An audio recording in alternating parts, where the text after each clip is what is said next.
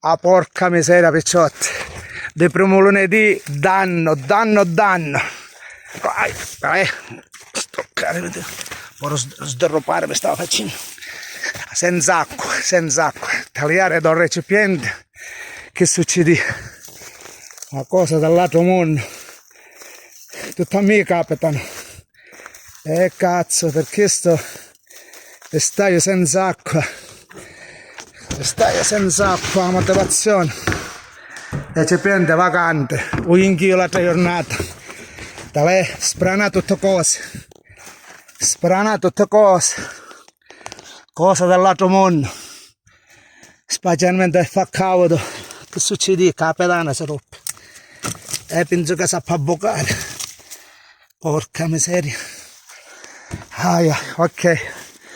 Guardate che oggi è un pazzonente, picciotti. Un travaglio. In campagna un pazzonente. A prescindere che fa cavodo di impazzire. Un recipiente. Ah, camurre bottana. Neanche. Guardate che non è fare niente. Destinati, picciotti. Un recipiente purtroppo si è inclinato da nord, diciamo, se ne a sud. Questo che succede? Porca miseria. Non mi avvalevo io. Me ne vado dentro. Un bacione è cappato alla volo da zanzarello mo. Oh, tutto a me capitano. Ora è di ammontare, diciamo, è di lavoro recipiente. C'è nemmeno out. Spese contro spese.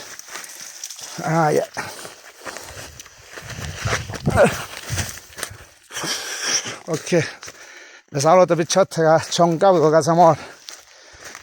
Scappo, vado via, vado a casa mia, sotto condizionatore che fa la salute mia. Porca miseria. Ma perché si era senza acqua? Recipiente aperto. Ora, ho cane, mi tocca ir al paese e pigliarci l'acqua dal paese. Ora te la porto l'acqua, ora te la porto l'acqua. E che corre niente, manco acqua bagnata corre. Nemmeno. Tutte affanculo.